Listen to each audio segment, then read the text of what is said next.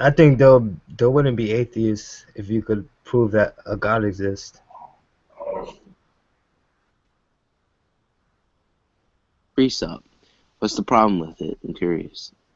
Oh, there's no problem. We're just someone said it's a defeater for atheism. I think it is. I've never seen atheists able to refute it. But yeah, that's what I was saying. Like, if the defeater boils down to you can't know anything for certain, then sure. But that's a weak defeater, because that's what it boils down to. A weak defeater. Yeah, That's like saying a nuclear bomb is a weak weapon. Well, no. If the defeater is you can't know something for certain, then sure, you've won. But that's not much of anything, though, because I don't know a lot of things for certain. And Okay, good. Okay, Joseph, saying that's not much of anything, there's not any substance in that statement. I'm talking from a practical sense, though, because that's how I. Okay. Even saying from a practical sense, here's the deal. Right. The presuppositional approach can definitively show from a Christian worldview that from within a skeptical worldview, one cannot assert that anything is the case. Yeah, sure. Let me ask you. First off, Hey, Joe. real quick, you guys, real quick, because Now, when you say that, Yo, Doctor, can I get one thing in real quick because yeah, but you got to fix your microphone because we can barely hear you. yeah, Joseph was saying. If you found something, just put it in the side chat, and I'll check it out. I'm on my phone, so I can't do that. I'm just gonna. Yeah, you got to get closer to your phone. It sounds like you're 20 feet away. Is this any better? Is this any No. better? No. Wait for MK to come back. I think he can increase. Yeah, Joseph, I messaged you. I'd probably like to have another conversation with you, so I'm probably not gonna be here stupid.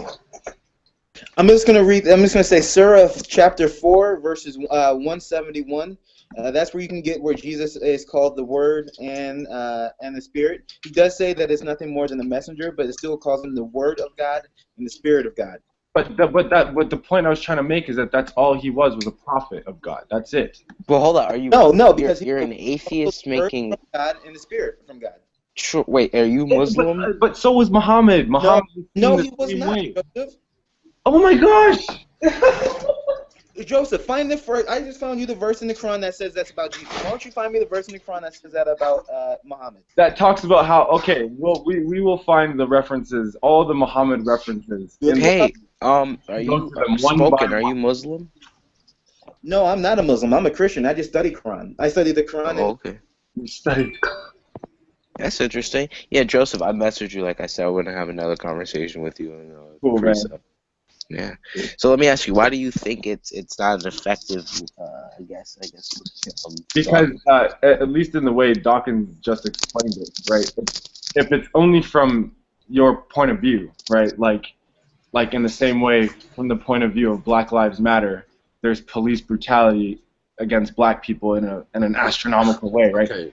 From their point of view, hold on, let me finish, Dawkins. I'm trying to make a point, right? From their point of view, right? From their worldview, quote unquote, from their Black Lives Matter worldview, they could defeat anybody with their argument because within their worldview they see that as true. So, well, let me ask you: have you felt defeat? From an outside perspective, trying to come inward now and argue with this person, there's no arguing with that person because they already believe the narrative they're spinning is true. So, from their worldview, you're automatically already wrong and can't be proven to be correct. Well, because from within their framework, you're already wrong. Well, let me ask you, as an atheist, you go up against Christians who use this style of argumentation.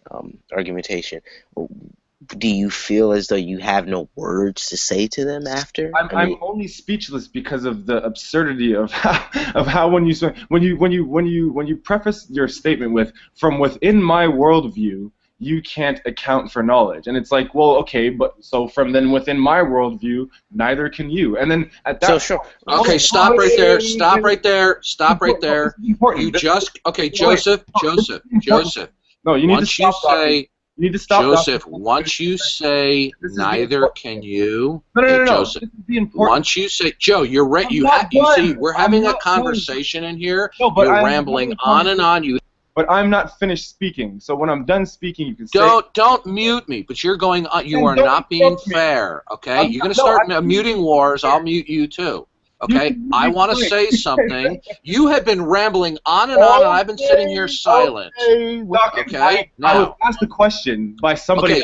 Okay, you know what? I'll humor your childish attitude. You got 60 more seconds. Right. Okay. So when someone says from within their worldview, X can't happen, right? And then someone else can just say that as well from within their worldview, with whatever worldview that it is, right? At that point, you're just butting heads with two different points of view. So basically, you're saying it's a Okay, waste no, of time. it's my turn, Brojo. Well, it's not your Okay. turn. I was talking to No, okay, good. Okay, this is a multiple-way conversation here. Now,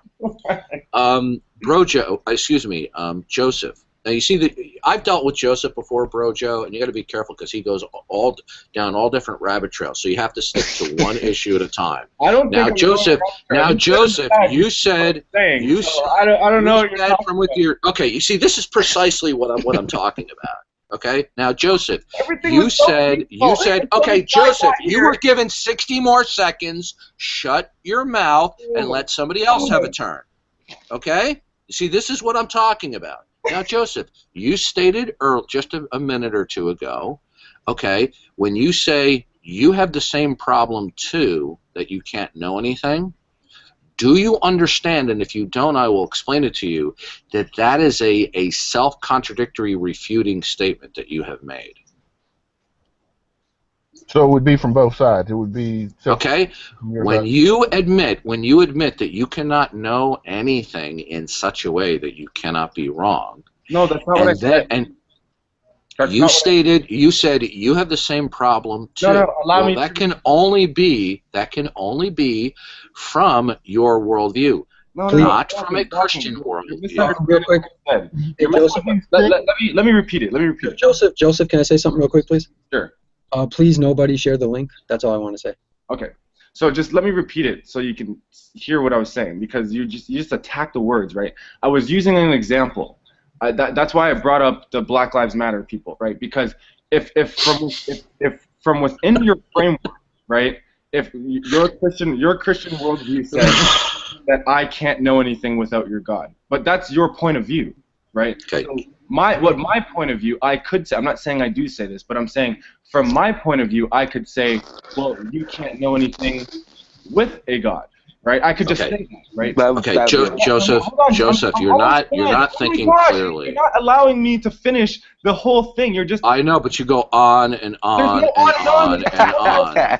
There's one more sentence. There's literally one more sentence, and that is it. Oh, thank God. So when you do that, when either side does that, it doesn't matter if you're a Christian, a Muslim, a Buddhist, a Hindu, a radicalist, a KKK member. If any group of people with a certain ideology want to say, without my ideology, you are wrong, there's no having a conversation. Well, hold up. Let me ask you. Okay, no, I'm not done yet with him. No conversation. Bro, you're gonna like this. Now, Joseph, is there anything that you can assert out of your mouth that you can demonstrate is the case in such a way that you cannot be wrong? Yes. What is that? I'm a dancer. Okay, good. Is you being able to assert that you are a dancer in such a way that you cannot be wrong, is that dependent upon you possessing a rational mind? No, it's dependent upon my ability to be able to dance. Okay, look, you're not, okay. There are people whose minds do not operate normally, such as schizophrenic. My mind doesn't operate. Okay, good. Okay, Joseph, you're interrupting me. No, but my mind doesn't operate. Joseph, Joseph, I'm not done yet. You need to not be so impulsive. Now, Joseph, Joseph, you need not to be impulsive. Okay. Joseph likes to interrupt, but doesn't like to. There are people out there whose minds do not operate correctly, such as schizophrenic, who have certain beliefs about who they are in reality, and they are not. Now, when you told me that you know in such a way that you cannot be wrong that you are a dancer, you are presupposing that you are in possession of a rational mind, and that your conclusion that you think that you cannot be wrong is the result of a rational process. Do you presuppose that your statement that you are a dancer is the product of a rational mind? No. Okay, did everybody hear that? Joseph, do you even know what you're saying? He's not. Yeah, sure. Did and everybody after- hear? Did everybody hear that? He said his conclusion. Word salad. His conclusion that he's a, no, it's not a word salad. It was a very simple and clear question. No, yeah, he just didn't understand what you're saying. Okay, Joseph, My is your ability- my ability conclusion to dance is your is completely you're not predicated on. see, this happens every conversation with Joseph is the same response every single time. Okay, Joseph, is your statement that you are a dancer is that true in such a way that you cannot be wrong? Is that statement the product of a rational mind? No, the statement is a product of me being able to dance. Okay, hold on. Joseph, Can I get a back and forth? do you have are you in possession of a rational mind, Joseph? No, I have mental health problems. That's what I was trying to explain to you. Okay, good. Then there's okay. If you do I'm one of those people. if you do not have a rational mind, then there is no point for us listening to anything that you say. No, that's not true. Hold on. It's absolutely true. Okay, Brojo, do you see the incoherence of Joseph? Yeah, let me get a. Wait, back see how and forth with incoherent he Joseph. is? I want to get to the point here. Let me get to the point here. Hold on. This is the point. I want to make a point real quick. Dawkins is trying to make the assertion that someone with a rational mind, if they said 2 + 2 = 4, that is wrong because their mind is not rational. That's not what it's No. That's not Okay, his assertion. Gary, you're not understanding the issue. No, We're you're not talking. Okay, we're not talking about anybody else. We're talking about Joseph uttering something. Now he says he can know it in such a way that he cannot be wrong. Right. We are not discussing, Gary. You see, you need to respond to what I actually say, not what I don't say. Now we're not discussing what other rational minds might conclude. No. What we are discussing is that Joseph says that there is something that he can know, something wherein he cannot be wrong. But I said, must he have a rational mind And he said, in order for him to know and conclude that? And he said no. And he said no. Now, any philosophy or logic professor would now put his elbows on his desk, put his face in his hands, and shake his head. Good for him. That was a completely incoherent thing that Joseph said. Hey, Dawkins, let me just get a back and forth with Joseph real quick. Joseph, let me ask you a question. Prepare to bang your head against the wall. Maybe. But let me ask you a question. Why aren't you a Christian? I just don't believe in any gods. Okay. Why don't you repent? Repent to Christianity? why would he repent if he doesn't believe in any? I don't believe in any gods. He doesn't Why believe not? it. I don't know. It's just I grew up right in foster care and stuff. Like I was taken out of my home as a child. I grew up in foster care. I came across a Bible in one of my foster homes. I read through it. At that point in my life, I had already read plenty of Grimm's fairy tales and other fairy tales. I saw no difference between the two. As I got older and went into other foster homes, I started going to church. I thought it was weird. It didn't make sense. I just never believed. Like it was just the way my mind developed. I can't really answer. Nah, Dawkins, look at this. It just doesn't Let me make ask sense you. to him. Hold up. Joseph, let me ask you. Would you say it's foolish? I never said foolish. I said what we did at church was foolish. Well, you said it was like, okay, so would you say that the Bible is foolish? I don't see the Bible as any different than fairy tales. That's So are fairy tales childish? Well, no, fairy tales are not necessarily for children. Fairy tales can be cultural. Fairy tales can be social, right? You can have all of these types of things within people. Like you have all kinds of cultures that have cultural fairy tales, right? So let me just read something to you. I just want to prove that this just validates the Bible more. Brojo, hold on a second. It's not about validity. Brojo, it's about did you understand, Brojo? Did you understand that earlier Joseph said that he was not in possession of a rational mind? So then why is he speaking? Right. I just wanted to say one quick thing to Joseph before I leave, because I have to go to work in just a little bit. And this is going back to because I'm pretty sure Joseph is not going to try to look up the verses where it says. I have it right here in front of me. What does it say? The one that you gave me. No, I'm talking about the ones that says Muhammad is the word of God and has the spirit of God. Oh no! I still have the ones that you gave me. Oh, I stopped looking that up because we started talking about shit. But I'll find them. Don't worry, man. I'll message you. Let me give you a clear distinction in the Quran of why there's a difference between Muhammad and why there's a difference between Jesus in the Quran. Okay, did Muhammad raise anyone from the dead or commit any or do any miracles? Not that I know of. Done around him. Not that I know of. Okay, yeah, no. Muhammad did not do any miracles, but Jesus did miracles through the Spirit of God. That's the retelling of the New Testament. But in the Quran, at age 2, he made a bird. This is a claim of the Quran. Well, I don't believe, but he made a bird out of clay and spoke and gave it life when he was 2 years old. He did that because he had the Spirit of God, and he was the Word of God. Yeah, but that comes from the Gnostic gospel. So no, actually, no. Here's the thing. That comes from the Quran itself. Yeah, I know, but they borrowed that. It's a retelling. You need to understand that when you're retelling a story, you retell it how it's written.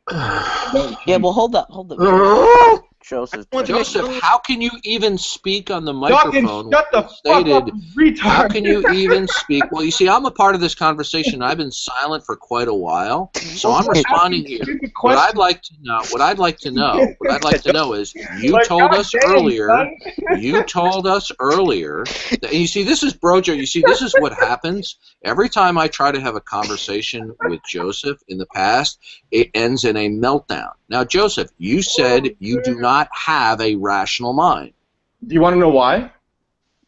Okay, good. Then why should we listen to anything you say? Why should we listen to anything you say? Because even people with mental illness should be heard.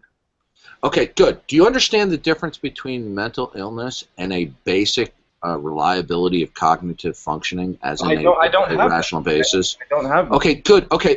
Did everybody hear this? You see, therefore, if you don't even have a rational mind, when you say I don't have that, that presupposes you're coming to a rational conclusion. No, it doesn't. Okay. Yes, it does. So you are. Okay. Do you see the problem here, Brojo? By the way, you should know Joseph is a regular pot smoker.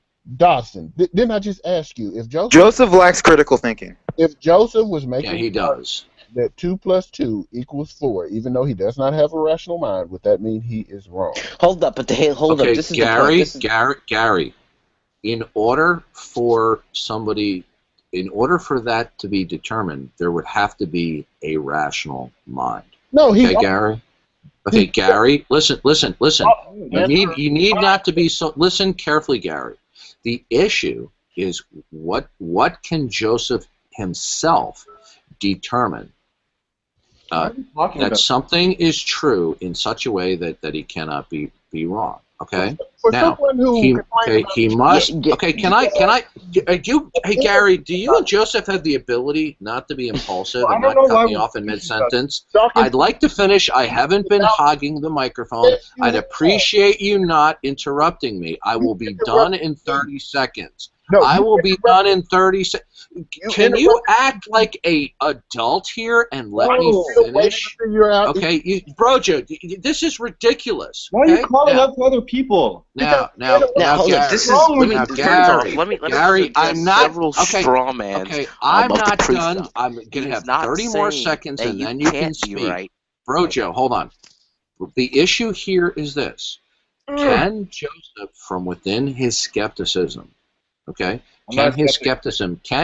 he determine that something is the case in such a way that he cannot be wrong? The issue is, can he determine it? The question is not, Gary, can someone else determine it? The question is, can he determine that something is true in such a way that he cannot be wrong? Right. Okay? Now, and he said no. Now, if that's the case, he can't. If he says no, then that statement itself is a self-refuting, self-contradictory statement. Okay, that's 30 seconds. He didn't say that. I don't know. Once again, you have the worst listening skills I've ever heard. He didn't say that. You asked him what is something he can know for certain, and he gave you an answer. He Yeah, said, Gary, I just don't think you understand the arguments. "Bro, Joe, you They tell." just don't understand many things because they lack critical thinking skills. Okay, do you understand? Okay, Gary, this do is you what atheists understand? have to No Okay, do. personal attacks. okay, Come on, bring it on, guys. It's a Good luck. mantra. okay, It's a Gary, mantra. This Gary, is what do you atheists understand? Gary, do you understand from a skeptical worldview? From a skeptical worldview, there has to be a means by which something can be determined to be the case in such a way that it cannot be wrong. Listen, they One have- of those, okay, they have- Gary, one of those, Gary, You one know of those mean there are a number of prerequisites that one would have to have. One of those would be to have basic, their basic reasoning would be reliable. Okay.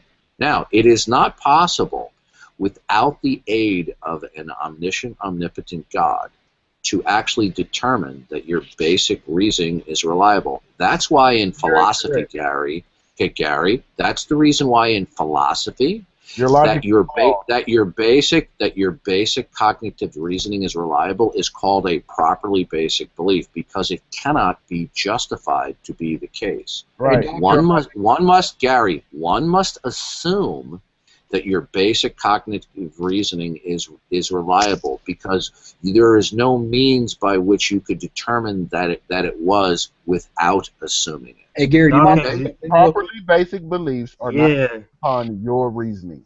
You Yeah, can use this your is properly basic beliefs. You can use yeah, your I'm just hearing a lot of mantras from atheists here.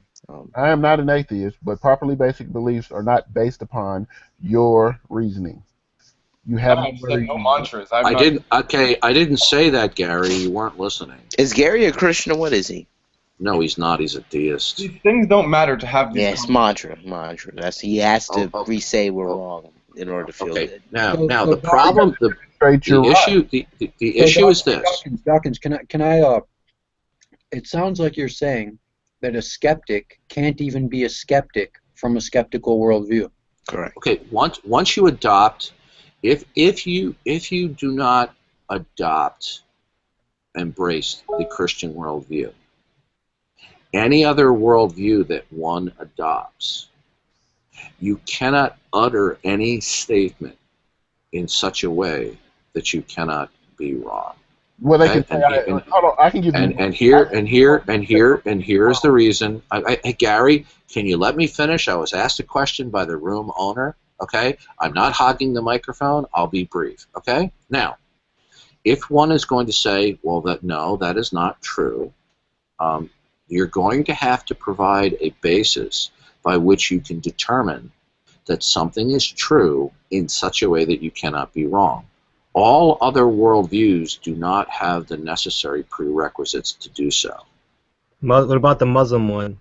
Well, hold up. Okay, no. well, okay, Wait, good. Okay, well, okay, so we have. Hold on, I let him speak.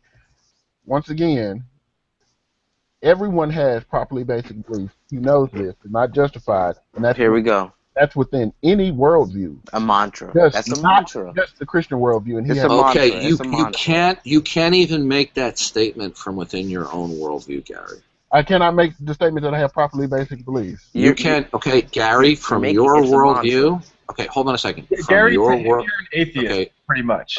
okay, Gary. Even though you're a from deist.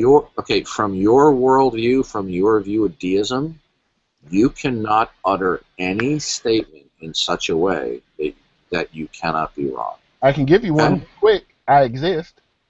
Okay, no, because Yes. in your worldview, when you verbalize "I exist," you are assuming that several things to be true in order for you to make that statement that Right. it's true. It's Okay, begging the question. let me finish. I will go down a short list and I'll let Gary respond. Yeah. One of those things that you believe but you cannot determine is the case in your worldview is that the uniformity of nature exists in order to give you the mental and neurological capacity to reason. Okay? You cannot determine that the uniformity of nature is true. You cannot determine, okay, in your worldview, Gary, the laws of logic would have to be universal in order for you to make a case in such a way that you could not be wrong that you exist. Now, Gary, I'll ask you a simple question. Can you actually determine from within your worldview that the laws of logic are true and that the uniformity of nature is true? I'm not sure about the uniformity of nature, but for the laws of logic, I assume those to be true. Okay, right, that's correct. I pointed out that you assume them, but you can't determine that they are true. Hold on. Everyone assumes them to be true. That's not true. See, that's a No. mantra. Okay, stop right there. Stop right there. The fact of the matter is this. From a Christian worldview, we do not assume that the laws of logic are true.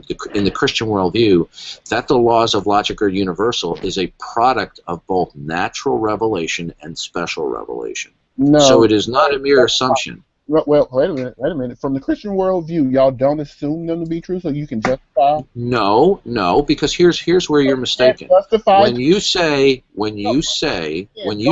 everybody, Gary, I'm responding to your question, Gary. When you state that everybody assumes that the law. Okay, I'm attempting to respond to the question. I'd like to finish. Let me ask you the question. I'm not hogging the microphone. I'd like to finish my answer. I'd like to finish my answer like adults here instead of a fourth grade classroom. Let me ask. Okay? I don't like being interrupted in the midst of my answer. I'd like to finish. Give me 30 seconds. Okay?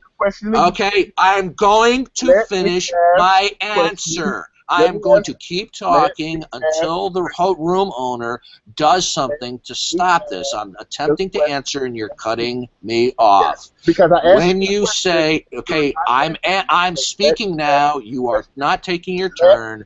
Okay, you're now forcing me to mute your microphone. Now, when you assume, just shut up and let me finish my statement for 30 seconds. Sorry you have to deal with children. Let me ask the question again. Okay, MK, would you please do some moderation here, please? And put a stop to these impulsive children. Are you here, MK? Yeah, I'm here. I really don't want to moderate, though. I wish that it could just work out. Dawkins, well, you do this to every person. Well, I am not hogging the microphone. He cut me off in mid-response to the question. You see, this is why. Okay, listen. I'm gonna have. Every person you speak to. You want me to stay? Do you want me to stay, MK? You have to do some moderation, MK. Yeah, I'd like Gary doesn't know how to conduct himself like an adult. Yes, I do. You do this to every person. Okay. Every conversation I have with Gary ends up in the same way. Dawkins, you do this to every person you speak to. Okay. MK, either you moderate the room, or I'm gonna leave. I am a grown man. I can't. No, I'll moderate. How about this? How about I'm gonna keep a time stopwatch, and we'll do a few rounds of like 2 minutes. How's that sound? Oh man, I wanted to say something. If somebody was talking and then I cut them off, and then they said, "Let me finish for 30 seconds. It's still my turn," I would shut my mouth. Okay. Okay, Gary. How about 30 seconds? Let him just have 30. Okay. No. Don't ask him. You're the room owner and moderator. Okay. Now, Gary. When you say, "Oh, shut the fuck up!" I'm speaking to MK. God damn it! Yeah, I know. MK, please. Yeah, he's gonna throw his little baby. He's gonna throw his little baby fit. Okay. You know what? I'm tired of dealing with grown adults that act like children. If you don't stop him, I'm leaving. All right, Gary, just let him have 30 seconds, man. Okay. Now, when Gary says, "Yeah, excuse my frustration," but you know what? When you deal with adolescents and they're impulsive, it's understandable. When they're grown adults, it's not understandable. Now, Gary, when you say that everybody assumes something, you're making a universal statement. Okay? You are not in a position, given your worldview, to actually determine that universal statement is true. Now, do you have access to everybody's mind? And the second question is, can you determine that the Christian God does not exist? Because if the Christian God does exist, then it is the case that not everybody assumes that the laws of logic are universal, because we would know, we would know that the laws of logic are universal by revelation from the Christian God. So, do you have access to everybody's mind? That's 30 seconds. Okay, you done? You took 30 seconds to say that bullshit. Now I can ask you the damn question again. Okay, you ready? What a moron. I asked you a question. Yeah, I asked you a question. If you don't answer my question, I will not answer yours. You didn't answer it the first time. Well, first I want to question before. See, every conversation, it is the same thing with this guy. Hey, Gary, I just wanted to thank you. I wanted to say thank you for waiting those 30 seconds. I waited 30 seconds. I asked him a question. I said, let me rephrase the question. He didn't answer the question and then said, I'll ask you a question. Like, you didn't answer my question. In the question... I did. Answer my question, then I'll answer whatever question you have for me. Answer my question. I tried to repeat it. Yeah, you guys are crazy. Okay, Gary, I answered your question, maybe not to your satisfaction. Now, do you have access to everybody's minds and what they assume? No, jackass. Restate my question to me.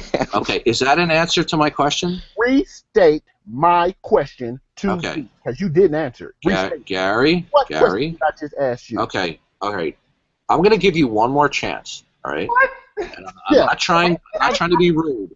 If you don't change your attitude, I will no longer have a conversation with you. Dumbass. What? Okay, good. Okay, I'm done. Your volume is now turned down. You don't know how to conduct yourself like an adult. Asshole to come in here. Let me have a conversation with every conversation I have with this guy, it ends up in the same way. No, I'm going to say this. I'm going to make this statement right now. Every time someone speaks to Dawkins' silly ass, he asks.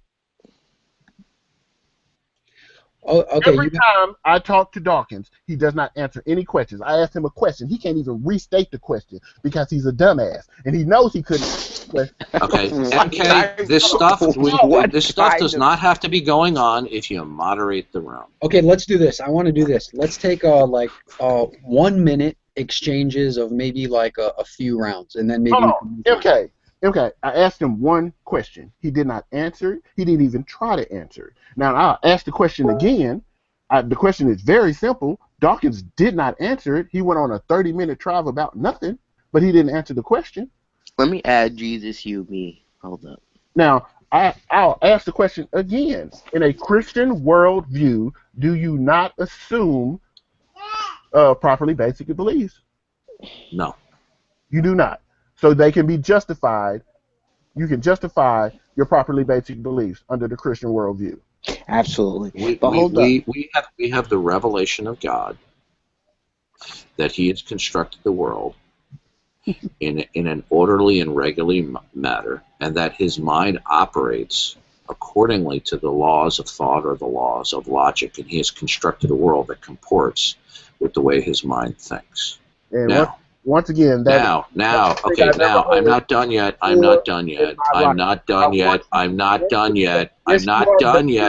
MK, can you please moderate the frickin' room? Okay, or else I'm just going to leave because this ignoramus does not know how to conduct himself like an adult. I got a stopwatch going on Google. We'll take 1 minute turns, and we'll do this for a few rounds. Okay, I know now. So it's my turn. Oh my God! This is what you see. It's my fault when I engage with this guy. Every time it's the same thing. Okay, who's going first? Okay, no, I'm done. No. Listen. He refuses to conduct himself like an adult. I'm done. He's an ignorant. It's my turn to speak. Okay, just don't block him or mute him though, because that'll mess up the hangout, please. No, I'll just turn his volume down. No, that'll mess up the hangout. He just spoke. No. I can still hear him barely. Yeah, I just spoke, and then when he. That's my turn to speak. Gary, stop talking. Hold up. You make your statement. It's not that hard. It's not that hard. You say something, I say something. As soon as I start speaking, he gets mad. Oh my God! No need to mute. Yeah, go ahead, Bro Joe. Say what you gotta say. Yeah, just because I love talking to atheists and deists. Wait, first, let me just ask. What's his name? Jesus in this room? Jesus, you, me? That's his name. That's me. Are you a Christian? I am a Christian, yes. Yeah, I We can call tell him how you conduct MK. yourself. Look at his name, man. Yeah, I'll call you MK. Yeah, but some atheists are trolls on here. You can't just look at someone's name. Okay. So let me address some of the straw men I keep hearing. You guys keep saying, well, because he can't know this, are you saying that 2 + 2 can't be 4? That is not the assertion. The assertion is that as an atheist, if you're going to say 2 + 2 is 4, how do you know that? It's not that you couldn't be right. It's that if you're going to deny that there is, we can have an intelligent conversation, if you're going to deny that we can know anything with absolute certainty, you can't even say the words that are coming out of your mouth. I mean, every time an atheist speaks, they're assuming so many things: uniformity of nature, laws of logic, and other things that they speak by. So let me just ask you guys a question. As an atheist, what is truth? How do we determine what the truth is? I'm just curious. Well, we use properly basic beliefs. A equals A. No, Properly basic beliefs are beliefs that are unjustified. Right. Okay. Have you guys ever heard of Greg Bonson? Okay. Let me explain something to you. At least the guy with the brain. Maybe you'll understand this. Okay. When somebody does not embrace a Christian worldview, right? They might verbalize. Let's say, let's say they say, well, it's just a brute fact that the laws of logic are universal. And let's say hypothetically that it is a brute fact that the laws of logic are universal, right? The fact that it might be a brute fact does not in any way support the contention that a non-Christian worldview from which a person speaks, that they can determine that anything that they verbalize, including that the laws of logic are universal, they cannot determine in such a way that they can know that they cannot be wrong. Okay? Now, the statement could be a pure coincidence. Like, for example, they might say that there are alien Cheetos living on a faraway planet somewhere, and it might be a brute fact. But there would be no way for them to determine that. Okay?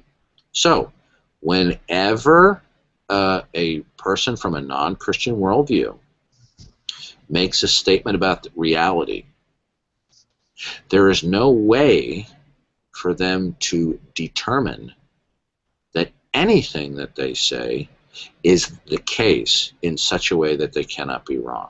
Okay? How do you know that your God's real? Hold on. The question is, how can you make the statement if you haven't? He's demonstrating it by talking to you that our God exists. Okay, so the answer to the question, Tim, if the Christian God exists, Tim, he is omniscient, and he is omnipotent, and he is always truth revealing, and he has constructed the world in such a way that both believers and unbelievers can know some things in such a way that we cannot be wrong. And again, that's due to God's omniscience, his omnipotence, and the various forms of revelation. And that would include natural revelation and revealing some things to us that are innate. Okay? How did he And that's reveal it. it to you? Okay. Okay, there are three types of revelation. There are three types of revelation in the Christian worldview. There is what we would call natural revelation. There is what we would call innate revelation, and there's special revelation within the Christian worldview. Now, if that is denied, Tim, then the person who is a skeptic, and I'll include deism within that, there is no means by which that they can actually determine that anything is the case in such a way that they cannot be wrong. Yeah, you keep making that dumbass statement over and over. It still don't make you right. You can't even justify how you talking about you can justify your precept. Yeah, see, that's a mantra. This is what atheists have to do. Oh, I'm sorry. This is what deists have to do. Brojo. It's a mantra. You gotta repeat. You gotta keep repeating yourself to make it sound valid. In the Christian worldview, you're in the same position as the atheist because. See, that's first of all. No, that's incorrect, Tim. mantra. Yes, you are. You you have to assume your precepts. How do you know that? How do you know that? How could you be wrong Because about that? Hold on, because hold on, where you're reading the Bible, you get your revelation from the Do you Bible, know which Okay, that? is so, written okay, by right. Wait, Okay, which hold is on a written- second. Hold written on a by second. people. Now, Gary said, we must assume something. Okay. Now, Gary is speaking. Have you experienced every person's mind, Gary? I don't have to experience every person's mind. You can. Yes, you do. How do you know? Okay. How can you determine in such a way that you cannot be wrong what the state of other people's minds are? Right. It's called the U2 fallacy because I can't. You can't. No, no. Listen. No, it's not. No, because I am Either. talking. It is a fallacy. Listen. That's like saying it's a U2 fallacy to say I use my feet to walk and so do you. It's like that. No. Joseph, the U2 fallacy. Joseph, the U2 fallacy that he's referring to. Fallacy is Gary's Okay, pointing fact. He's saying that no. I assume. Joseph, you assume you're not. true. Joseph, what Bro Joe is referring to, Joseph, what Bro Joe is referring to is that when a listen, I'm what throwing Bro in my Joe, 2 cents. I'm throwing in my 2 cents. And what I know, I'm responding to you. What, no, okay? what, my What 2 Bro cents- Joe is referring you're to. you're talking while I'm talking, so you don't know what you're responding Well, to. your microphone is very crappy, so it sounds like you're stopping. Yeah, I Keep interrupting. so I'll make Well, this. why don't you get a better microphone so we don't think that you've stopped talking? Oh my God! Listen, I'm gonna say it real quick. The reason why you have to assume the laws of logic, and I say everybody has to assume because they only can be assumed. Because if you try to Fallacy. That's No. not a fallacy. You don't know that. You don't know Hold on, that though. Listen, That's an what we know that. assumption. You can't back that up because 2 minutes. Okay, watch this, Brojo. Watch this, If Brojo. you Watch let me this. finish the statement before you say something silly, Finish your statement, okay? and then I'll respond. You cannot justify the laws of logic without using the laws of logic. Okay, No, I'm going to ask you a question, Gary.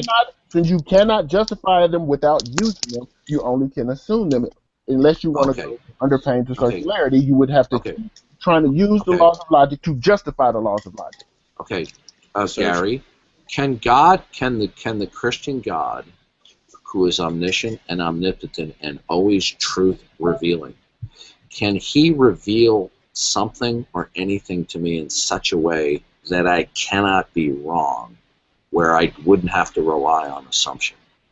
To you, yes, you could be wrong. Okay, good. Right. Okay, now you have just contradicted yourself. No, No, it's from your point. And here's how. Okay, and here's why you. Okay, I'd like to finish my response. Oh, Here's why you have contradicted yourself, because you said that everyone, no matter who you are, whatever your worldview is, you must assume that the laws of logic are universal. But you just answered the question: can the Christian God reveal something or anything to me in such a way that I cannot be wrong without assuming it? And you said yes. Now, No, Gary, can the Christian God? Gary, I'd like to finish. That's not what I Can you said. please? I Can said you not please interrupt me? Can you not please interrupt me? Now, Gary, can the Christian God reveal to me that the laws of logic are universal in such a way that I cannot be wrong, where I don't have to assume it? No, you can be wrong. You, Dawkins, can be wrong. Okay, you didn't answer my question. Can the Christian God reveal something to me in such a way that I cannot be wrong? Well, No. Dawkins, he's an atheist. This is what atheists have to do. They don't have to I'm not an account atheist. for. Okay, I asked Gary. I would appreciate if Yes. everybody would let Gary answer the question. Gary, No, can the Christian God reveal something or anything to me in such a way that it would now be impossible for me to be wrong? for you, no, not for you. Okay, so an omnipotent God cannot reveal to me something. He can reveal something to you. That doesn't mean you can't be Can wrong. he reveal something to me in such a way that I cannot be wrong? He can reveal something to you, but you, Dawkins, can be wrong. Okay, you don't see the contradiction there. Yeah, he doesn't get it. I know he doesn't get it. Can the Christian God, through his omnipotence, reveal and make me know something in such a way that I cannot be wrong without the need of an assumption? The answer, once again, is no. The Christian God. Okay, good. No, You've contradicted yourself. no, I didn't. The Christian God. Yes, because you just said he was omnipotent. From your point of view, from your point of view, he's omnipotent. Hold on, let me finish. Yeah, this is why you can't Wow. talk with these people, bro, Yeah. Joe. They have the mind of children. Well, you gotta understand halfway they're through not the damn statement before you they- start talking. They don't have to account for morality. They don't have to be honest. They're fundamentally stupid is what the problem is. Okay, listen. If you let me finish the statement, you'll understand. The Christian God is omnipotent. He knows it. He's revealing it to you, a flawed person. You are still flawed, and you still can be wrong. You Can he make him so Okay, he's not he's so thick. He just doesn't understand this. It's just Oh, it's beyond belief. man. Listen. He's just it's blindingly stupid. You think? Hold on. If you think of somebody who's omnipotent, do something, does that make you omnipotent?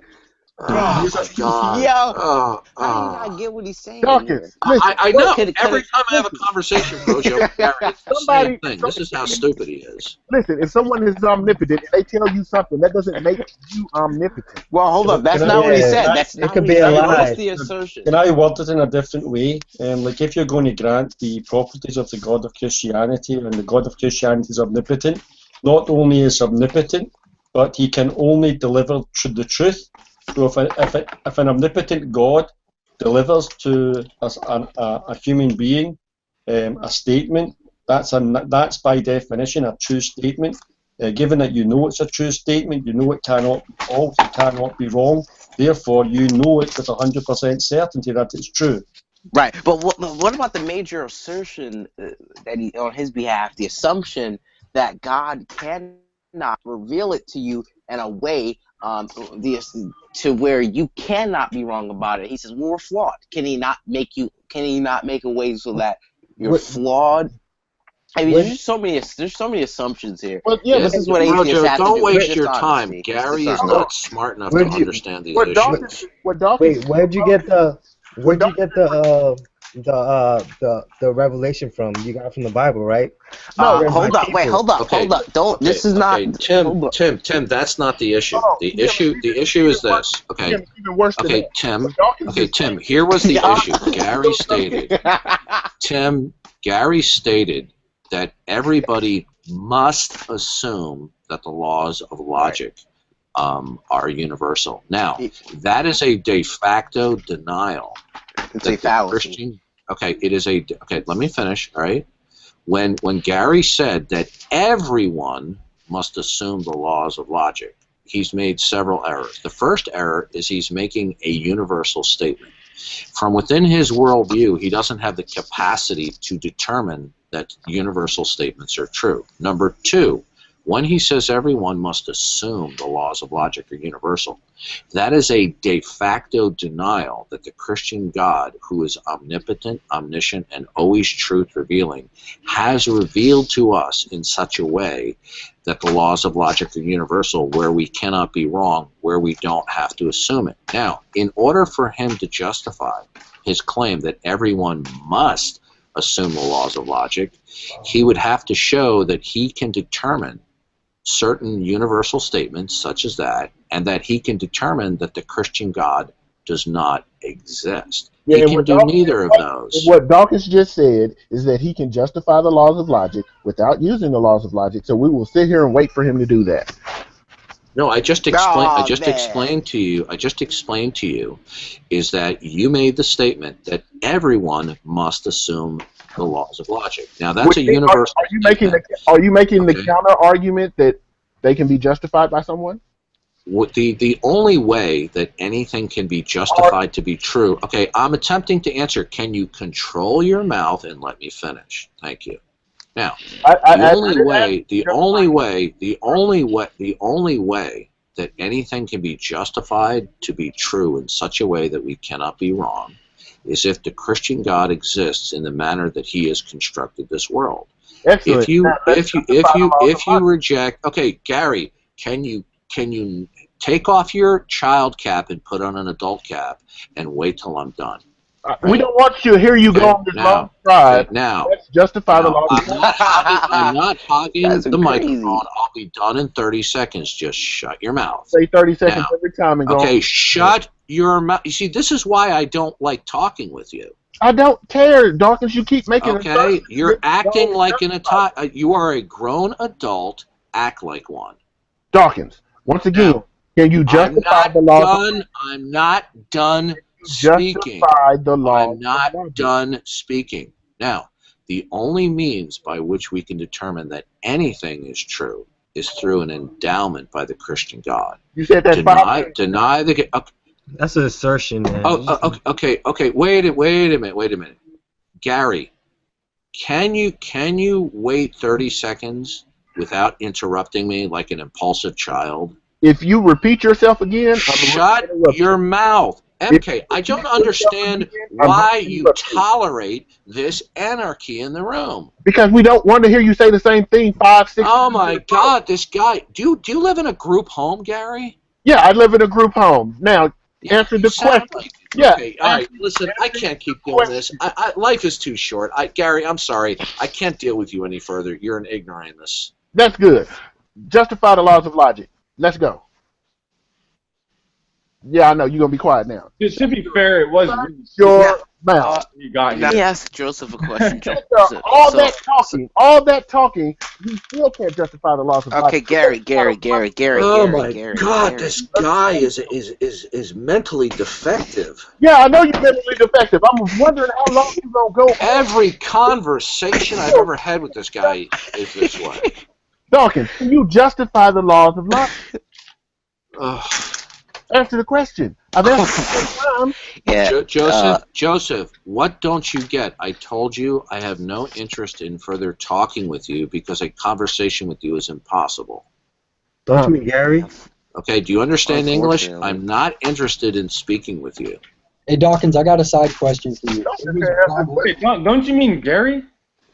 Maybe Excuse Gary. me, I misspoke. Joseph. Joseph, I misspoke. I meant Gary. Yeah. Dawkins, it was brought up. Yay, Dawkins won't talk to me. He won't tell me no more dumb shit out loud. Not MK, if you really want a productive room in here, why do you tolerate this childlike behavior? I mean, it's like a playground. He's like he's on a playground. How stupid he says. He says dumb shit out loud. There's a whole channel dedicated to the. Oh my God! Wow. Let me ask MK, please. MK, save him. He's an idiot. Let me ask Dawkins. Let me ask you a question I think everyone will be interested in. It has been said that the precept was originated by Islam. What do you say about that? No. The precept is inherent in Genesis 1:1. What? It was made by Muslims. Okay, no. In Genesis 1:1, it states, "In the beginning, God created the heavens and the earth." That means everything that is. MK, favor. You asked me a question. I'm responding, and this guy is interrupting me. Why are you tolerating? Gary, just let him. MK, this is the last time. If you want me to stay and participate, I will. Okay. I don't want to mute people a lot, but just let him finish that answer, please, Gary. He's a moron. We're not even talking about what you got. Okay, MK, do something or I'm going to leave because I'm not going to put up with this. All right, Gary, I just hid you so he can answer this question, then I'll bring you right back. Every conversation I've been with this guy, like take Matt here. Matt and I have butted heads every number of times. But you know what? We can have civil conversations on many occasions. With Gary, you never can. It's the same crap all over again. Okay? Yeah. Okay, so repeat your question. Okay, so it has been said that the actual precept argument was originally. Okay, right. Okay, all right. Okay. The precept argument is inherent in Genesis 1:1. God created the heavens and the earth. Everything that exists that is distinct and independent, so to speak. Hold on one second. Oh, he's dodging. Nah, just kidding. No, I just had an interruption. And I have to be brief because I have to run out the door, but I'll be back in 10 minutes. Since everything is contingent upon God, that would also include that the laws of logic, as they are in reality, are contingent upon God. Okay? Mm-hmm. Islam came into existence at around 600-700 AD. That was long after Genesis 1:1. Okay, I brought you back, Gary. Thanks for that answer. Just wondering. Thought people would be interested in your answer to that. All right, I'll be AFK for 15 minutes. Brojo, when you said that's what atheists do, is that a knowledge claim? Let me just finish my conversation with Joseph. I'll talk to you at another time. But I just want to go through the fairy tales of the Bible. No, we're okay. We're okay. We'll go back to that later. You guys continue. All right, okay. Okay, fine, sure. Let's yeah, why not? Brojo, right. One of the things you said there, Brojo, was that's what all atheists do. This is what atheists do, and you made that knowledge claim by the statement of your previous and past history with atheists. Just a belief. You're using the basic assumption of the scientific method of observing. Just a belief. Do you know that? Do you know that? Wait, hold up. Do you know that I did that? So, did you make a knowledge claim? Oh, do you know that I see? This is what atheists do. Do you know? They can't answer the question. I asked you a question. I asked you a question. Do you know I did that? I asked you a question. I'm asking. Here we go. Atheists can't answer your question. They have to. Is that a knowledge claim about atheists? Question. Here we go. I'm asking you. How do you know I made that? Because you made an assertion, and I'm asking, how do you know? I didn't make an assertion. You did. You said you just made a knowledge claim. Let me ask you, how do you know that? Okay. Right. So you didn't make a knowledge claim. So he's not answering my question. All right. But you're not answering my question. I honestly won't talk to people who don't answer your question. I just think it's just idiotic and foolish, man. Brojo, you're answering questions. You need to repent and turn to Jesus Christ. That's what you need to do. Yeah. Well, there it is. The last I should repent and turn to Jesus Christ. The last resort. Well, Brojo, you should know that many atheists that I have dealt with over the years, one of their tactics is called obstructionism. If they can end the conversation, I'm speaking right now. Okay, I'd appreciate if you would interrupt me. Okay, I won't hog the mic. I'll be off in 30 seconds. Okay, now, Brojo, okay, I'd appreciate it if you would not interrupt me, please. Thank you. Well, I feel because of your stubbornness and unrepentant heart, you are obstructing. Simon, you are obstructing. I have been nothing but nice to you in our previous conversations, darling. You are obstructing me speaking, and you are proving the very point that I was making to Brojo, the tactic of obstructionism. Just let him talk. Okay? Now, as I was saying, Brojo, many atheists that I've encountered in a conversation, when they get defeated by Christian apologists, they engage in obstructionist tactics so that the conversation will end in a stalemate, because for many of them, they consider a stalemate a victory. Right. Yeah. Well, this is what I wanted to just say. To the atheists. Here we go. Thank you. Yep. This is what atheists do. Because of your stubbornness and your unrepentant heart, you are storing up wrath for yourself in the day of wrath and the revelation of the righteous judgment of God. So I just want the atheists to know, no matter how many times you blaspheme God, no matter how many times you talk, you're not getting away with anything. You're just storing up wrath.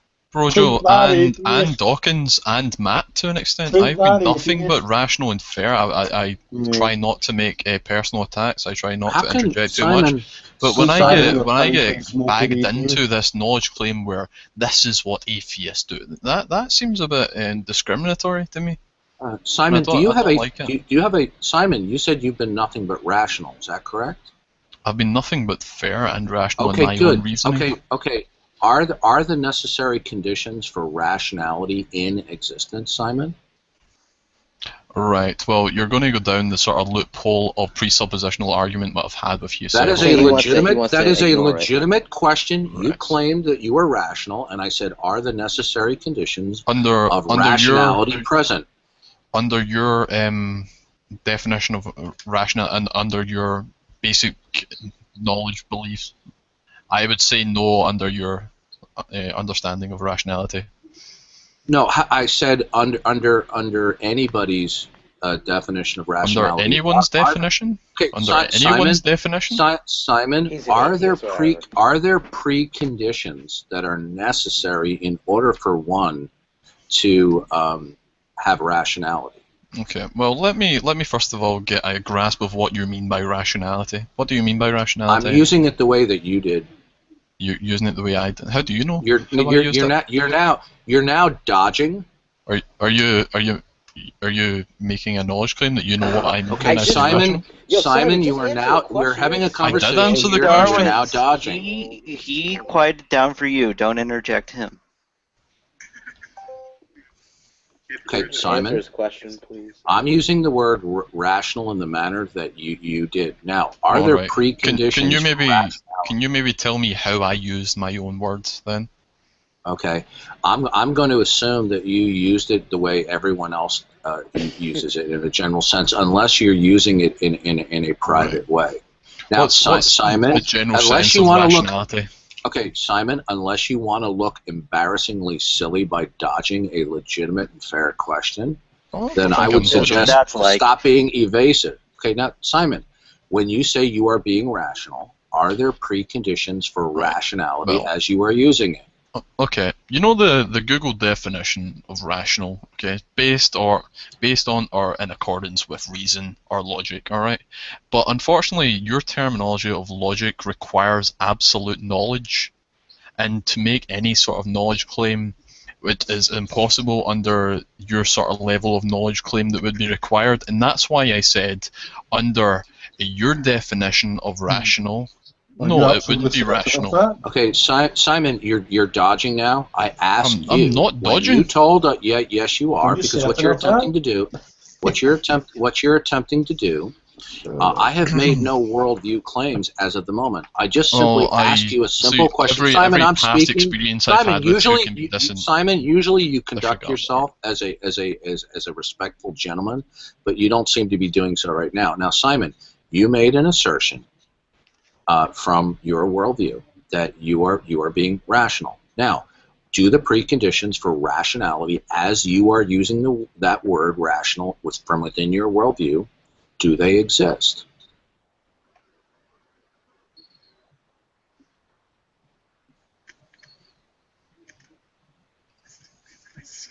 Do you need me to repeat my question, Simon?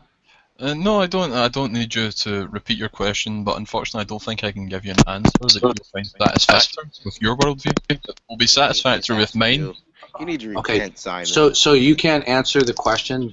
Do the preconditions for rationality, as you are using the word, you can't answer whether they are in existence or not? Like I said, under your definition of rational, it requires absolute knowledge. We're using yours. We're using yours.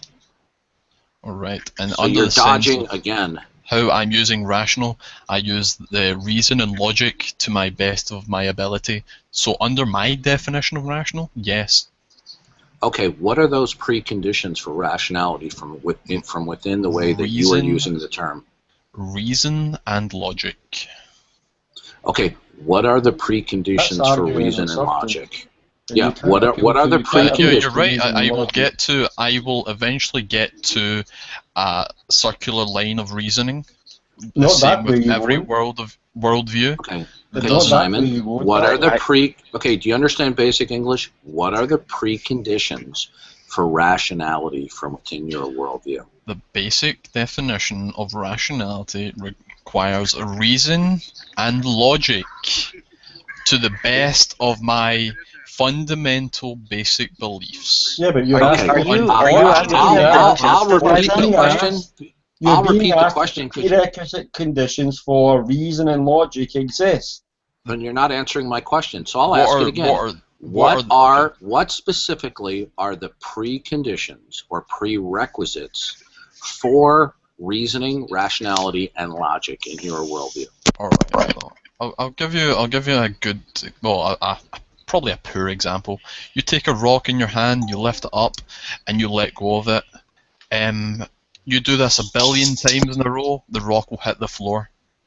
I've observed the rock hitting the floor a billion times. This is how gravity works. We can test it. We can see it's reasonably accurate. I don't know the billion and one time I do that, I drop that rock, it might not hit the floor.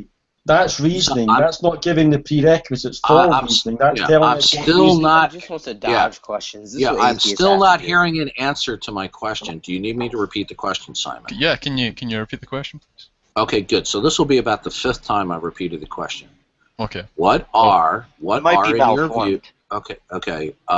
Yeah. Well, I don't, Joe. I don't need your trolling. Okay. All right. He doesn't. And if you think I'm not aware that you're trolling, I am. Now, Simon, I'm not asking for an exhaustive list. Just a very short list. What, in your view, would be the necessary preconditions for reason, rationality, and logic in your worldview?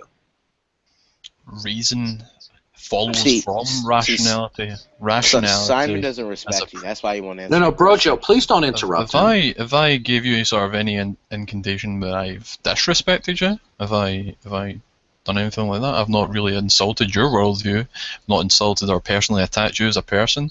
But what I'm trying to do here is I'm trying to answer the question to the best of my ability, and this is why at the very start of the question I said I will not be able to answer this question to the best of your satisfactory, because the end result of the question will result in circular reasoning, because you cannot prove an absolute. You haven't answered my question. I've asked 5 times, and you're completely dodging each and every time. Right. Well, I'll be right back. I need to take a phone call. Okay, good. That's a good thing you had a phone call. Now, Brojo, do you see how a lot of atheists play the game here? That's called obstructionism. What would be the way an atheist could answer that question? Well, as an atheist, why don't you tell me? No, I'm just interested. What would you think would be an answer? Well, how about, for starters, that the laws of logic are universal? Wouldn't that be a prerequisite for rationality, Joe? Well, you're asking. See, you said prerequisite, precondition, and you're asking for the laws, and it was confusing to me because it sounded like you were saying what would need to be established for the laws of logic to be established. But that's not what you're saying? No, that's not what I'm saying, Joe. Okay. You're just asking what do the laws of logic need to... No, Joe. I'll repeat my question for the 6th time. I guess you weren't listening. Okay? I said to Simon, what would be some of the necessary preconditions or prerequisites for rationality or reason in his worldview? Because he asserted to us that he was being entirely... Okay, excuse me, I'm talking. Okay, I only added that on because he did. Okay? Now, I asked a very simple question. And I'm just shocked that you're not even paying attention. That when I asked the question, you didn't answer my question. Okay, I'm speaking and you're interrupting me again. I also explained I am not hogging the microphone and you're interrupting me again. And okay, and given your past behavior of trolling, okay, I can only conclude that you're probably attempting to troll now. Now, I'd like to speak for 30 more seconds without being interrupted, and then you can have the mic. Now, I asked the question 5 times. Obviously, you didn't get the question. You weren't paying attention. I asked him, what are the necessary preconditions or prerequisites for rationality, reasoning, or logic? And he was transparently clear. All that's redundancy. He was totally transparent that he was dodging. I'm done. Okay, so you're not going to answer my question. Sure, I'll be glad to answer what's your question? I already asked it. Okay, well, the last time you asked me a question, I did answer it. You asked me what would be, from an atheist point of view, what would be a prerequisite? And I said, well, for starters, how about the laws of logic? Okay. So okay, now that's the second time I've answered your question. Now, you think that are you having microphone problems where you can't hear my answer? Dawkins, I'm sorry, I was talking. No, you kept on changing up you said what are the necessary preconditions, and you kept on adding logic to it. And so no, I didn't. Sure. I merely repeated what he said. Dawkins, I'm sorry, I was. Well, I'm just giving you a little taste of your own little medicine, and if you persist in trolling me, then I will no longer have a conversation with you due to your past behavior. What if I said an external source? So a prerequisite for rationality is an external source.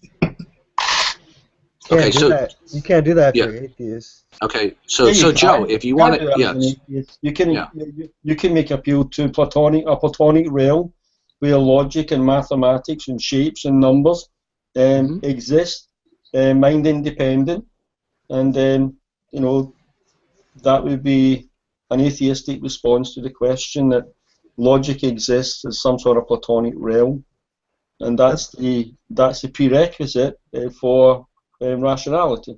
That's like really vague, though. No, it's an answer. Platonism? Yeah, like platonic realm. No, I know what you're talking about. I'm sorry, I was asking Tim if he thought Platonism was vague. But if you go ahead, continue, Matt. Yeah, so that would be an external source to the individual that could ground rationality. If we had, same as we use numbers, numbers exist in a platonic realm. We come to recognise that, and because we come to recognise that as part of how the world works, then that would be a grounding for logic that's independent from us.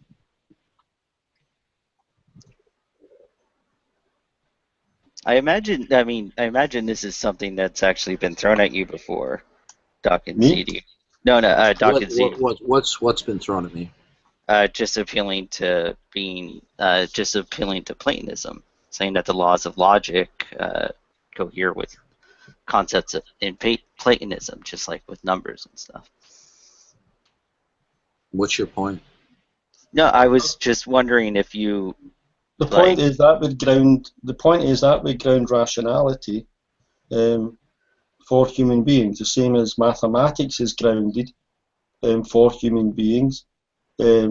Geometry and things like that are grounded for human beings by the existence of a platonic realm. So these logic exists, numbers exist, shape exists, and we come to discover those things.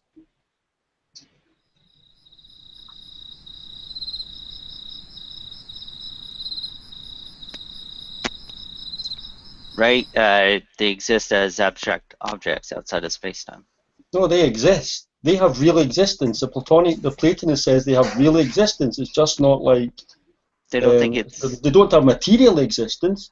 But they exist. So they're not causally connected, right? That's the thing. Yeah, but we can still discover them, and if we discover them, they can become like say numbers exist in a platonic realm. So if you've got two apples. If you've got two apples, then you've actually got three things there, not two. You've got the apple, you've got the other apple, then you've got the number two. All of those exist. But you think that number two exists in space-time? No. That's what Platonists hold, not what I hold. That's what a Platonist would hold. I'm sorry, my mistake. That's what Platonists say. That's what I meant. Yeah. I know you don't think that. Yeah, so the same could be applied for the fundamental laws of thought, like the law of non-contradiction, excluded middle, law of identity. They could exist as in a platonic realm in the same way as these numbers and shapes. And then we human beings evolve to come to recognize them. And because we come to recognize them, they formulate a grounding for us reasoning, the same as mathematics and the numbers give us a foundation for doing arithmetic and mathematics. No. Well, you don't. When you say recognize, you mean infer, right? No, we don't infer it. You don't. Well, you can't discover that the laws of logic are universal. Why not? That's not how. Tell me how that you could discover that. The same way we discover numbers. So if numbers exist in a platonic realm, then the number two exists in reality. It's not. It's not a. It's How do not you a how do you concept. discover something? How do you discover something that's not physical? How do you discover what? Something Yeah. that's not physical. Okay. Yeah. How do you Through your discover? discovery of the world. How do you discover that something is universal when you don't have the capacity to make such observations? Through your discovery of the world. But it's a priori. You No, don't have to no. Uh, show that. Okay. How do you discover something is universally the case when you don't have the attributes to discover something universal? Well, we do have those attributes. And one of the other prerequisites for rationality would be creatures with the ability, the potential to come to be rational creatures. So if you've got a rock, for example, there's no potentiality in a rock to become aware of numbers or logic or anything else. But if you've got creatures who have that within them as an evolving creatures, then they could evolve into that knowledge. Okay. Well, you could say they evolve into it, Matt. But when somebody is coming from a non-Christian worldview, how are they able to determine that anything is universal? They would evolve into it. They would evolve into that knowledge. What do you mean evolve? Okay. Through the process of evolution. Okay. Their brains might evolve to think a certain way, but that doesn't mean that they've actually discovered or observed something that's universal. No, but it's possibly the case that they have. You can't exclude it. It doesn't matter. Okay, good. Okay, that it may possibly be the case. It may be a brute fact, but it's not a discovery that it's the case. Well, yeah, I mean, it's a belief. It is a belief about the whole of reality because of a small experience of the part. So it's not a discovery. It's an inference that the whole is like the part. It's not. I mean, no, that would be the fallacy of composition. But what you're saying is that if you've got creatures who can evolve, these creatures need to have the potentiality to evolve to be able to recognize and discover patterns of behavior and patterns of thinking. And as they evolve to recognize these patterns of thinking, which are reflective of a Platonic realm, then they began to see these patterns. And they begin to recognize, hey, wait a minute, like they say, for example, hey, we're seeing a pattern here. A thing is always the same as itself. So a rock is always a rock. It's never not a rock. And they say, oh, and then from that you develop the law of identity. And the same with the law of non-contradiction, the same with the law of excluded middle. And all the other laws of logic really I think they derivate from those. Oh, well, I guess that means that because of human experience, the sun always rises. That it will always rise universally, right? Well, no, because we those same evolving creatures have come to recognize that as I think as a colloquialism for what you are saying is that certain inductive conclusions logically necessitate the conclusion about the whole, but it doesn't. Definitely not. You cannot offer a logically necessary conclusion from a partial observation. Yeah, but you asked us what the prerequisites for you asked the question, what would be the prerequisites for rationality, and I gave you a possible prerequisite for logic, and that would be a Platonic realm where the rules of logic didn't really address it either. The bottom line is that from a non-Christian worldview, let me give you another answer. Can I finish my statement? Okay, go ahead. Okay, from a non-Christian worldview, there's no means by which one can logically necessitate or conclude anything that's universal. Well, yeah, you can, because here's another answer to you, that rationality is grounded in God. Tell me how does somebody in a non-Christian worldview, and let's say in the case of a skeptic, how does a skeptic determine that anything is universally true in such a way that they cannot be wrong? I'm not saying where they make a conclusion. Let me finish. I'm not saying that they are make a conclusion. How can they determine in such a way that they cannot be wrong that something is universal? If God reveals it to them. No, we're talking about a skeptic. Yeah, God can reveal. Well, I'm a skeptic. I hope we're all skeptics. I hope. No, we're talking about a skeptic's worldview. Yeah, okay? but I got a skeptic. If you say God reveals it to him, you're not speaking from within a skeptic's worldview. You're speaking to it from within a theistic or Christian. So what you mean is an atheist worldview? In an atheist worldview, okay, how can they determine that anything is the case universally in such a way that they cannot be wrong? Yeah, like I said, I gave you the example of the Platonic realm, or any other absolute source of knowledge that they were able to come in touch with. That's not an answer to my question, Matt. Well, I think it was, but what you're trying to do is... It's a response, but I'm just saying that it's not a specific answer to my question. So if I present to you possible grounds for rationality for anyone, whether they be skeptic or non-Christian or whatever, the Platonic realm, then I've answered your question. But I can give you another answer. How can somebody with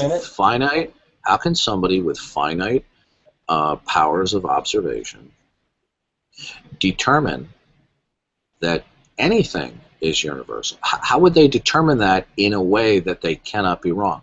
We're not saying where they come to the conclusion or form a belief that something is universal. How can they determine that it is the case that anything is universal?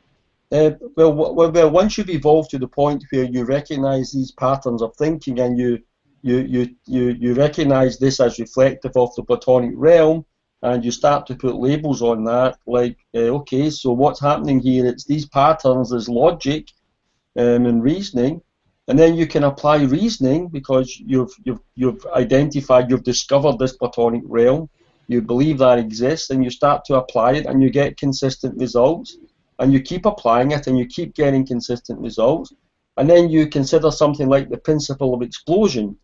So with the law of non-contradiction, since you now have a grounds for rationality and you're using reasoning, when you look at the law of non-contradiction, you reason, well, this must be universal, because if you allow for one true contradiction, then you've got the principle of explosion, and that would allow for any contradiction.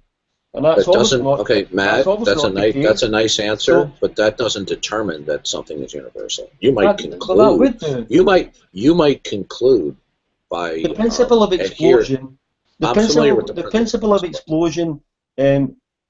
of explosion gets you to the universality of the law of non-contradiction. If you allow for one, finite creature is possible. Finite creature, because you see, the principle of explosion. The principle of explosion would entail an absolute denial of the law of non-contradiction. But you could have a situation where contradictions are invalid in, let's say, 99.99% of the cases, and you could have some contradictions that were valid, hypothetically. Okay, now, a finite person, can I finish, please? Okay, so you're invoking the principle of explosion wouldn't apply, okay? But you made a basic error there. The principle of explosion would just apply is if there's an absolute denial of all contradictions are invalid. But it could be the case that some contradictions hold, whereas most do not. But you see, there is no means by which a limited, finite creature, through their experience and even their reason, can actually determine that anything is universal, no matter what they reason. Because there is no way by means which they can verify this. But you made a basic mistake there. You moved from the principle of explosion and you moved to induction. The principle of explosion is not based on induction. It's not based on looking at the world and seeing that the law of non-contradiction applies 99 times and maybe there's 100th time when it doesn't apply. It's based on a priori reasoning. If you allow one true contradiction, all contradictions are then allowable. That's nothing to do with induction. No, you could have a scenario where one contradiction is valid You can't, Okay. not with the principle of explosion. No, the principle of explosion is an absolute denial of the law of non-contradiction completely. No, it's an The principle of affirmation of the explosion. law of... No, the principle of explosion. The principle of explosion is if you just outright deny the law of non-contradiction, then all propositions hold. Yeah. Okay. So That's what I said. in a world where only one contradiction holds, you would not Yes, you have would, the because you principle would of have a explosion direct... because all propositions would not hold. Yes, no, they wouldn't. If you have one true contradiction, then all contradictions follow from that. Anything can be contradictory. Because you've violated, you've shown that the law of non-contradiction is not universal. You've shown that there's an exception to the law of non-contradiction, and therefore anyone who may say, okay, so we've discovered something that's a true contradiction, so a thing can be A and not A at the same time in the same context. So someone can be a married bachelor, and then the principle of explosion seems to apply from that. But there's another answer to your question, and that is that the external source, the grounds for rationality, is God, and praise Allah, Allah Akbar, and thank you very much. And it's there we go. We've got grounds for rationality. But is that the Christian God? No, that's the God of Islam. But this is the point that's been made to Dawkins several times over. How does he know his point and his religion is the right one? How does he know his interpretation of even the Bible is the correct one? And then we get to Catholicism and other Abrahamic religions, and then it falls on its arse, you know. No, and this is what happens. What he has to do then, if he's presented with another God as the grounds of rationality, because he accepts that if you've got an external source who is rationality, a God, then you've got that God can then directly reveal to you that the laws of logic are universal. But if you present to that person that it's the God of Islam or the God of Judaism, they then have to move away from their presuppositionalism and they have to move into evidentialism and start showing evidence that the God of Islam doesn't exist or the God of Judaism doesn't exist. And sorry to speak for Dawkins here if he's not going to speak for himself, but he's never addressed that he's got the right or never made any sort of claim that his perception of his religion is the correct and but don't mistake Dawkins for the best that presuppositionalism has to offer. A guy like Jimmy Stevens, for example, who frequents Hangouts sometimes, he has an answer for that. He's not fazed by that. I did give that to him, and he had an answer for that, and he was able to respond immediately to that because he's examined that possible objection, and he's got responses to that. And if he was here, he would be able to give responses to what I just said and put up a very good argument that it is the God of Christianity. Well, not the God of Islam. Yeah, Matt, I may be incorrect, but I've heard the claim that Dawkins has actually had absolute knowledge from an omniscient being before, that he calls God, and that's how he knows. Yeah, what's wrong with that? That's presuppositionalism. That's what Jimmy Stevens would say. Yeah, and that's the. Are you not making a knowledge claim that you know it's an omnipotent being, and you need to, then the laws of logic then still fall? You would need to apply to them. You would need to understand or rationalize this is an omniscient being. That doesn't follow. Does it not? No, it doesn't. No, I mean, I can. I'm not the best at debating precept. I can take a low view of logic. I can say that the laws of logic are not universal. They are just local. That they are just conventions. They're just something that we have made, that like numbers we have kind of constructed as human beings, and we use them and things like that. And having that low view, God could then appear to me and in a very persuasive way, that's undeniable to me that it's some sort of God, And I could come to believe in that God, and they could say, listen, you think that the laws of logic are just conventions? Let me tell you something, sonny boy. They're not. They're universal. Well, Matt, one sec, Matt. Now that Dawkins is back, maybe you can answer the question. Maybe his line of answer to that question has changed, and that is a case of how do you know your interpretation of which deity made the universe or absolute is the correct one? How do you know it's the Christian God that you've interpreted? Well, because that God's revealed it to you. That's not a difficult question. Yeah, by God's omniscient and omnipotent, always truthful revelation. There's All other right, gods, so though. There's all other right, so gods. God, the omnipotent God, revealed it to you. Right, cool. Yeah. Well, tell me No, by what means other could you?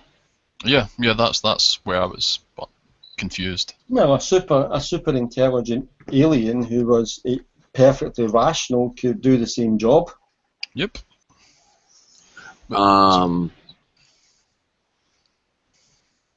Well, unless that alien was omniscient, and omnipotent, and always truth revealing, then that conclusion is not logically necessary. Well, why would they need to be omnipotent? Because a super alien would be in the exact same position as other finite creatures. But what's having maximal power got to do with maximal knowledge? Because we're talking about knowledge here, what you can know. What's maximal power? One would have to be one would have to be omniscient. Yeah, but you said omniscient and omnipotent. One would have to be omniscient. Okay. Okay. And without that, there is no guarantee that your conclusions are correct. So let's say the aliens are omniscient. They're maximally knowledgeable, super intelligent aliens, and they reveal to us that they come and visit us and say, "Hey, you dummies, you're doing that logic stuff all wrong. Here's how you should be doing it," and they're able to demonstrate so to us. This alien is omniscient and omnipotent? No, I asked you, why would God need to be omnipotent in order to reveal knowledge to us, perfect knowledge to us? Knowledge is to do with omniscience. Knowledge is not to do with having maximal power. No, God's omnipotence would entail that He could actually reveal things to us in such a way that we cannot be wrong, with having no interference that would make us unable to know something in such a way that we cannot be wrong. You mean override your free will? Yeah.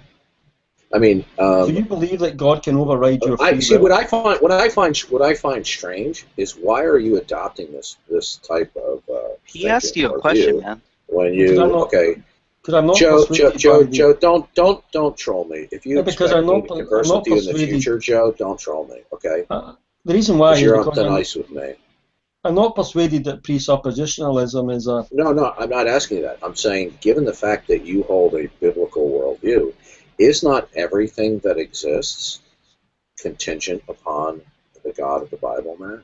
Yeah, definitely. But I don't base that on a presupposition. I don't base that on a presupposition. I base that on evidence. No, you would base that on revelation. No, I wouldn't. I would base it on evidence. Well, how could you determine, apart from God revealing it, that everything that exists is contingent upon the God of the Bible? Well, you would use evidential arguments for the existence of God, for that God being the God of Christianity. That would then get you to the conclusion that the Bible is a reliable textbook that you can trust. And you would then. Well, here's the problem. Here's the problem. If you don't start with an omnipotent, omniscient God first as your starting point, then your chain of evidence can be flawed. You do realize that all observations, since you invoked evidence, all observations would be theory laden. That. Yeah, of course. That would okay, good. And there's no means by which you, as a finite creature, could verify or falsify all those different web of beliefs. Why would I need to? Because in order to come to a conclusion that something is correct, where you are not wrong, you would be able to verify. I wouldn't hold to that position. I would never hold to the position that, let's say I'm putting forward the excellent. Matt, let me put a plug in for my favourite argument. Let's say I'm putting forward that fantastic argument called the Callum cosmological argument, and all atheists are repenting and going back to church and reading their Bible and saying prayers, and because of my argument, my revisionary working of it, prayers allowed in school in America again, and IDs allowed to be taught, I still would be open to the possibility that the Callum could be wrong.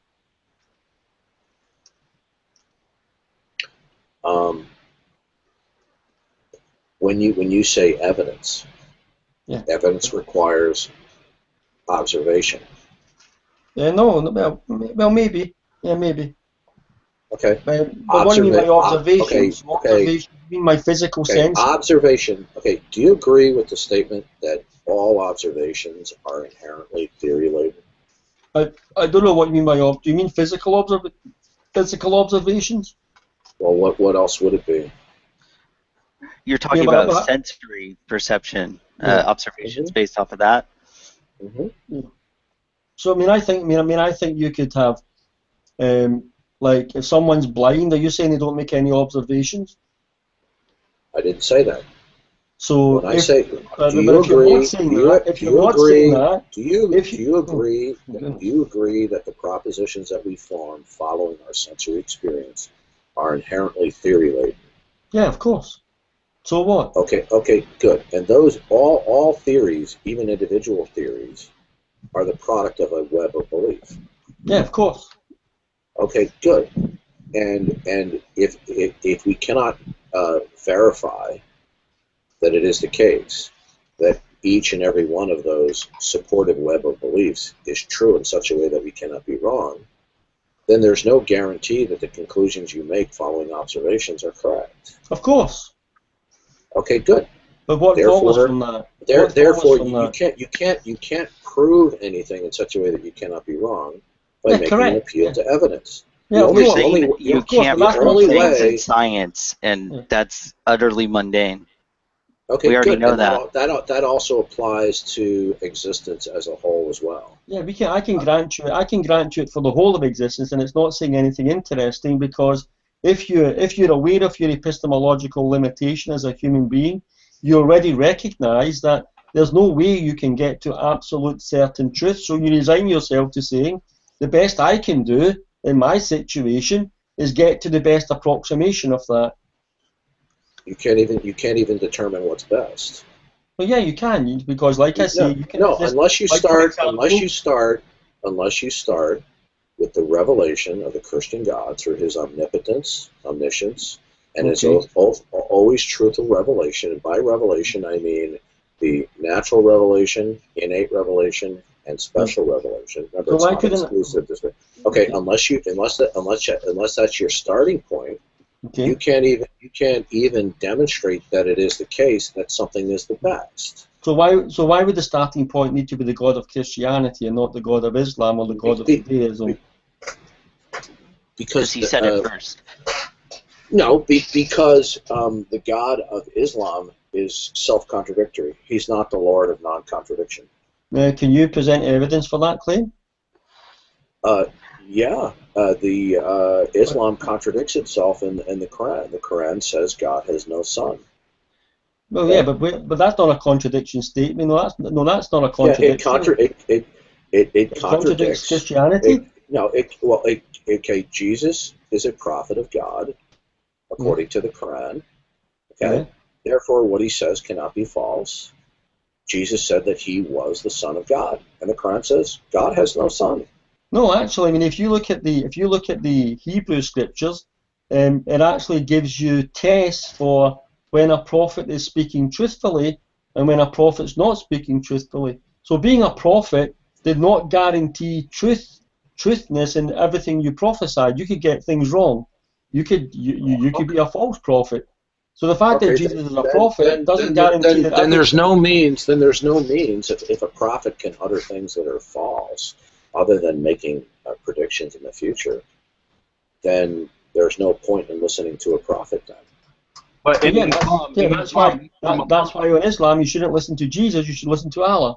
right? Allah Or Akbar. Muhammad. Okay. Well, you know, I find it truly bizarre. Somebody who claims to have Wow, a this is biblical how he's worldview, dodging what you just that said. I'm not dodging. I'm Okay, having a I'm conversation just gonna with say that. I'm gonna leave, guys. I did enjoy. All right, see you, bro, Joe. Later, Get ready to Brojo. close the door. See you, bro, Joe.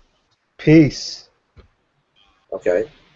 The God of Islam is self-contradictory on many accounts. But yeah, but you haven't given us evidence for that. And Well, not only that, how about in the Old Testament? Not only How about that, in the Old Testament? It says, without the shedding of blood, there cannot be. You can add me to your circles where I would like to be in other hangouts that you have. Okay, yeah, no problem, man. Okay, in Islam, there is no shedding of blood for the remissions of sin, and yet this is stated in the Old Testament. Yeah, but So how do to you me, know that for certain if you don't think that the God is the God of Allah?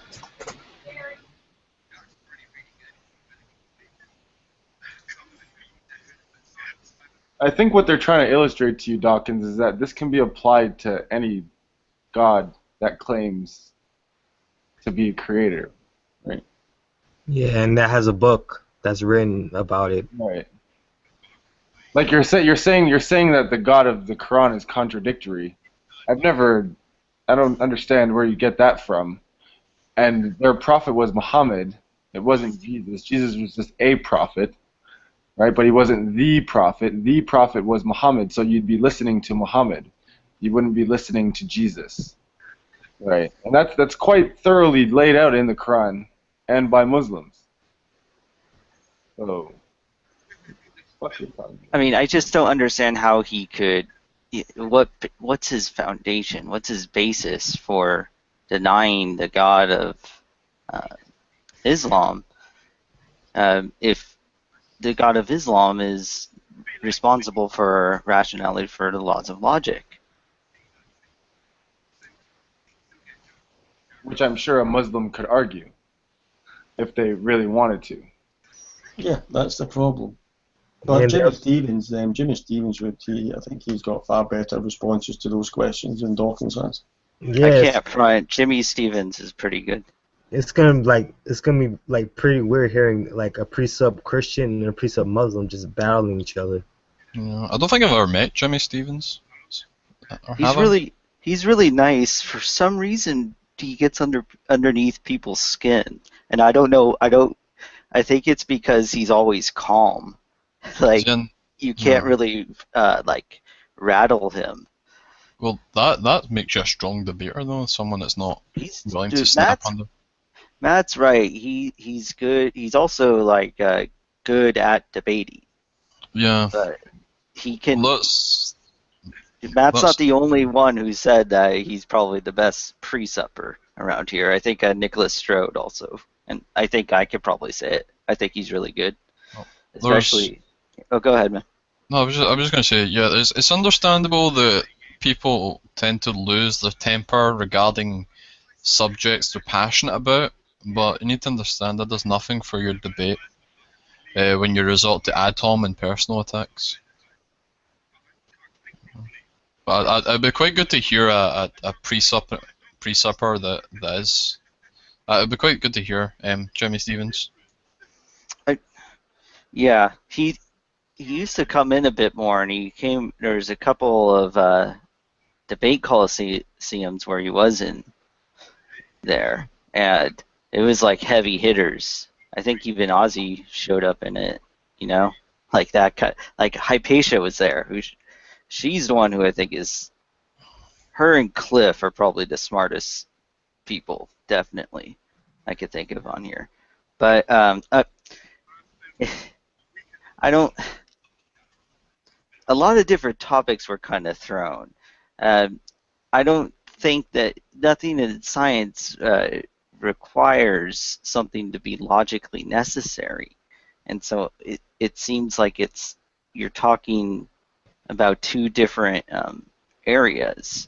you're talking about things that are a priori, and then you're asking, do these a priori things hold in all times and all places? I think that's what's meant by universal. But the thing is, that's like asking, do triangles have 3 sides in all times and all places? Well, do they? that's the line of rationality that would be required, though, to not make that knowledge claim. Well, it's like, what is it the case that you can establish a possible world? You can describe a possible world where triangles have more than 3 sides. Yeah, and that would be like you would. Yeah, I know what you mean. This is the difficulty of it, because we can only go from